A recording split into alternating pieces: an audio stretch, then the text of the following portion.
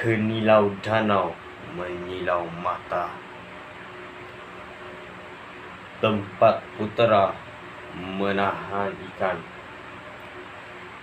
Lafaz bismillah pembuka kata, gelanggang pidato hamba mulakan. Assalamualaikum dan selamat sejahtera diucapkan kepada Tuan Pengerusi Majlis, Barisan Hakim yang arif lagi bijaksana, yang sentiasa berpegang teguh kepada neraca keadilan, guru-guru yang dikasihi, rakan-rakan yang bertanding, serta warga Dewan yang budiman sekalian. Hadirnya saya di Dewan yang mulia ini pada pagi yang nirmala ini untuk menyampaikan pidato yang bertajuk Kepentingan Penghayatan Arti Kemerdekaan oleh Generasi Muda. Warga Dewan yang budiman, berikan saya 10 orang remaja, nescaya akan saya gegarkan dunia ini. Begitulah ungkapan Presiden pertama Indonesia, Soekarno. Ungkapan ini menggambarkan betapa gahnya peranan generasi muda sebagai penentu pembangunan, pemodenan pada masa akan datang. Generasi muda merupakan aset modal insan yang amat bermakna. Namun, impak arus globalisasi kini menyebabkan semangat patriotik dalam kalangan remaja kian pudar. Kebanyakannya alpa akan tanggungjawab terhadap diri sendiri dan masa akan datang. Generasi muda kini semakin tenggelam dalam kancah keruntuhan moral yang amat membimbangkan. Bagi mereka, peduli apa dengan merdeka? Mereka juga berpendapat negara kita telah bebas, tiada apa-apa yang perlu ditakutkan. Kalau ada apa-apa yang berlaku, masih ada polis, masih ada tentera untuk mengawalnya.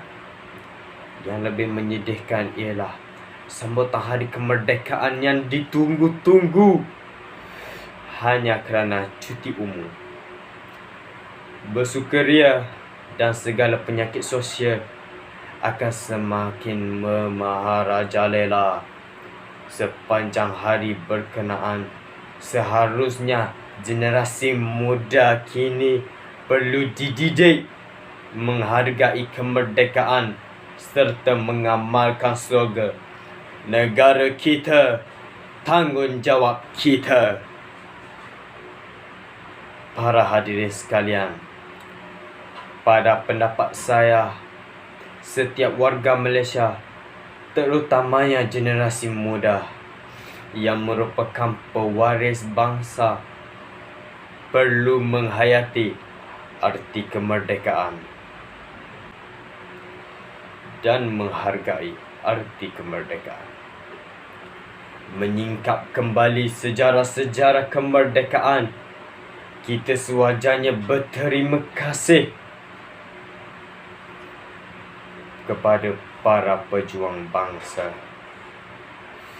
yang begitu gigih dan bersusah payah merealisasikan impian mulia ini.